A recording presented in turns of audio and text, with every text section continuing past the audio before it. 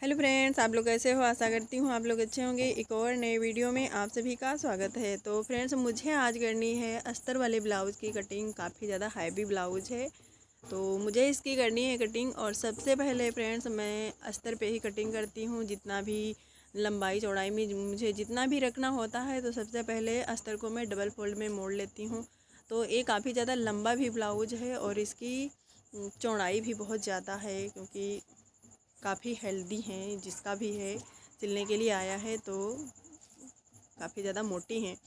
तो इस प्रकार से मैं निकाल लेती हूँ। साइड में मैं 3 अंगुल का रखती हूँ। जब भी आपको जो भी नए हैं सीखना चाहते हैं तो इस प्रकार से कटिंग कर सकते हैं। बन जाते हैं अच्छे ब्लाउज, मुझसे तो बहुत अच्छे बन जाते हैं। और इंची टेप से मुझे नहीं इतना अच्छा बनता है, तो मैं हर वीडियो में यही बताती हूँ। मेरी तो कटिंग बिना इंची टेप के ही रहती है।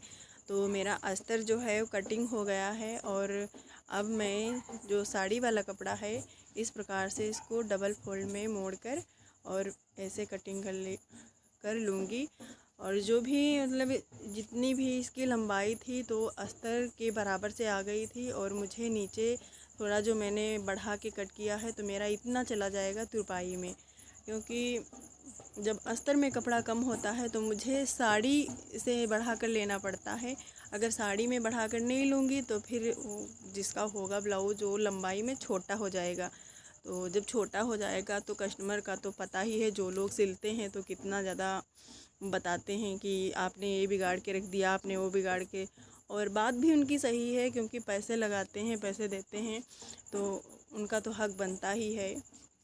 और जो लोग खुद अपना सिलाई कर लेते हैं, अपने ब्लाउज बना लेते हैं, पेटीकोट बना लेते हैं, सूट बना लेते हैं, तो उनको शायद इतना ज़्यादा नहीं पता होता है कि सिलाई में कितना ज़्यादा पैसा लगता है।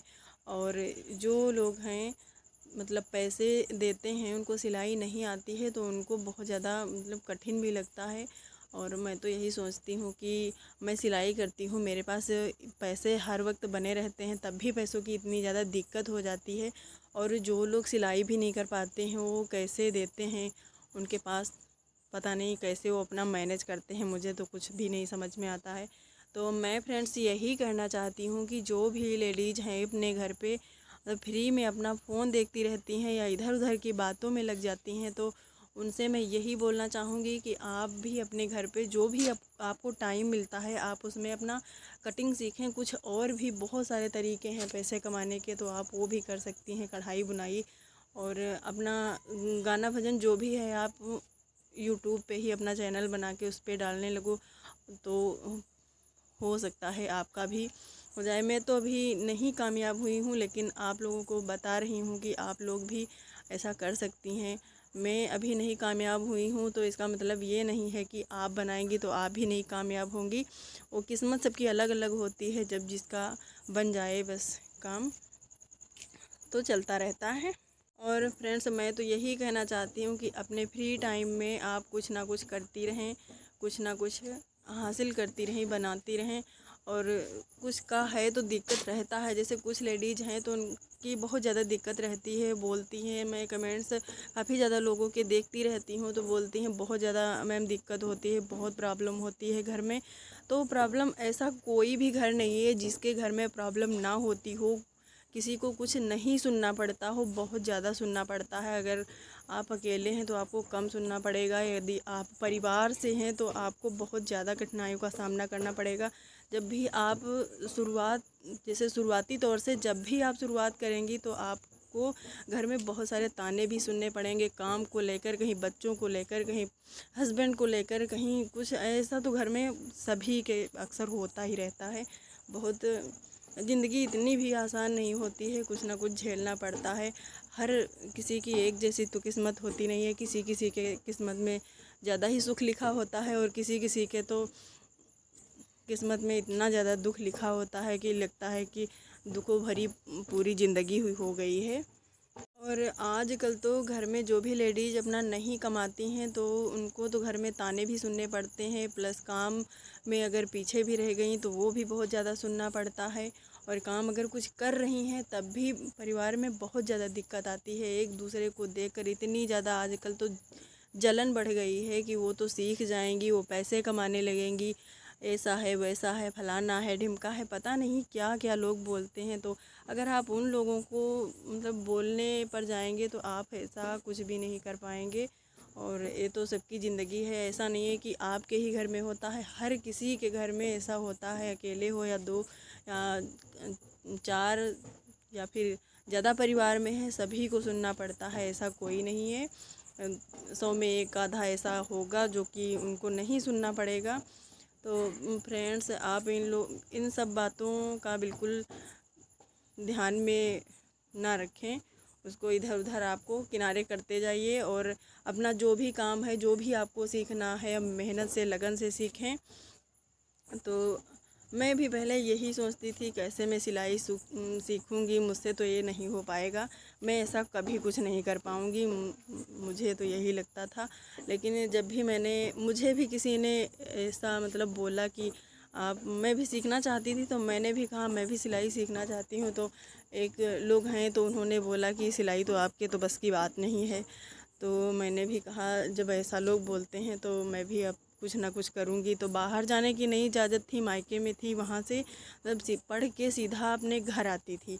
और इसके बाद मुझे मतलब घर के बाहर निकलने की बिल्कुल भी इजाज़त नहीं थी। तो मैं सोचने लगी कि घर में अपना कपड़ों का जो भी पुराने कपड़े होते थे तो पहले मैं उन्हीं का बनाती थी। और पेपर पे मेरा मन ही नहीं लगता था। मम्मी तो मेरी बोलती थी कि पेपर पे बनाओ, पर मेरा पेपर पे बिल्कुल भी नहीं मन लगता था। और पेपर है, जब भी उसकी मैं कटिंग करने बैठती थी तो वो फटने लगता था, तो मेरा और ज़्यादा दिमाग इतना ज़्यादा ख़राब हो जाता था, सिलाई में ज़रा से भी मन ही नहीं लगता था। तो मैं जो भी पुराने कपड़े होते थे तो मैं पुराने कपड़ों का पहले तो मैंने शुरुआत ब्लाउज़ से ही की थी। और ऐसा मेरे साथ होता भी है कि जब मैंने ब्लाउज़ की शुरुआत की तो मुझे ब्लाउज़ मतलब सिलने आ गए। और अभी आज मैं यहाँ अपने ससुराल में हूँ तो यहाँ पर मुझे ज़्यादातर ब्लाउज ही आते हैं सिलने के लिए। मेरे पास सूट और पेटीकोट और सलवार ये सब बहुत कम आते हैं, ब्लाउज बहुत ज़्यादा आते हैं हमारे पास, और सूट नहीं आते हैं ज़्यादा। और फ्रेंड्स, मेरा तो बातों बातों में ही ब्लाउज भी बन गया, क्योंकि बताने जा रही थी, मैंने सोचा था कि ब्लाउज के ही बारे में बताऊंगी, लेकिन क्या है दिमाग ना इधर उधर जब चला जाता है तो घर के बारे में, तो घर में इतने ज़्यादा प्रॉब्लम होती है तो सब आगे का निकलता ही रहता है। तो फ्रेंड्स, मैं आ चुकी हूँ अब अपने ब्लाउज़ की तरफ। तो मेरा इतना ब्लाउज़ बन गया है। जब भी आप शुरुआत करें ब्लाउज़ की, अस्तर वाला जब भी आपका ब्लाउज हो तो सबसे पहले आप उसकी कटिंग करके, और अगर आपको गला पहले टफ लग रहा है कटिंग करने में तो आप आस्तीन की तरफ से आप कटिंग कर लें, और गला आप बाद में ही कटिंग करें, पहले उसको आप, या फिर आप सुई की सहायता से कच्ची उस पर बखिया लगा लें, या फिर सुई या फिर मशीन की सहायता से आप उसको मतलब कच्चा कर लें बड़ी बखिया लगाकर। फिर उसका मतलब गला आप आगे का और पीछे का कटिंग कीजिए तो आपसे बन जाएगा। जो भी लोग नए हैं उनके लिए है, और जो भी सिलाई कर रहे हैं तो उनके लिए तो हर चीज़ आसान है। और ये मैं बता रही हूँ बिल्कुल, जो भी अभी कभी भी अस्तर वाले ब्लाउज़ की कटिंग नहीं की है, मैं उनके लिए बता रही हूँ।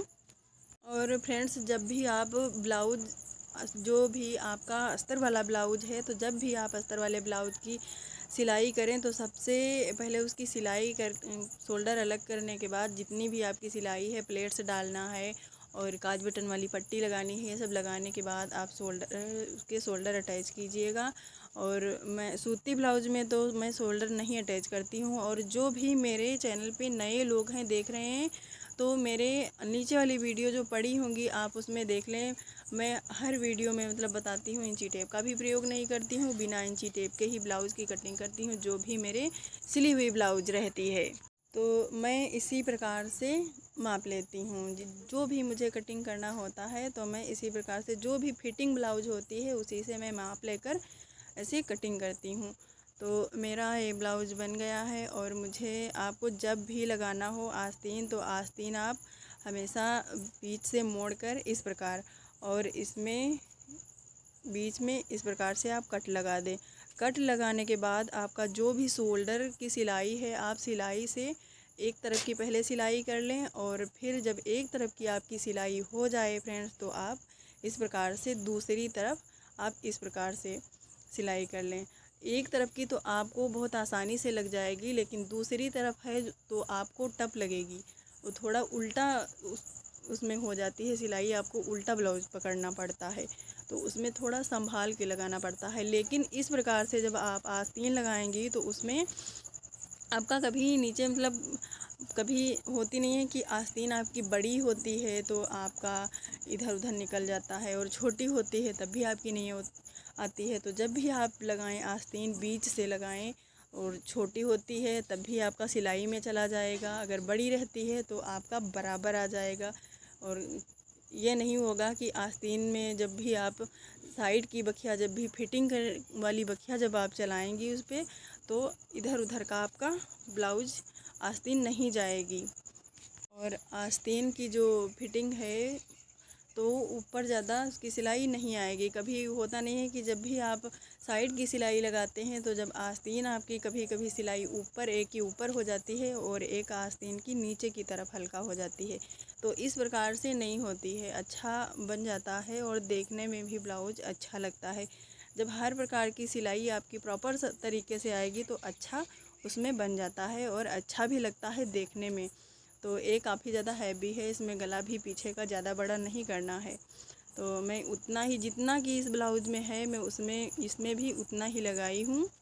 फ्रेंड्स, मेरा ब्लाउज़ बनकर कंप्लीट हो गया है। अगले वीडियो में आपको फिर मिलती हूँ, तब तक के लिए फ्रेंड्स बाय बाय।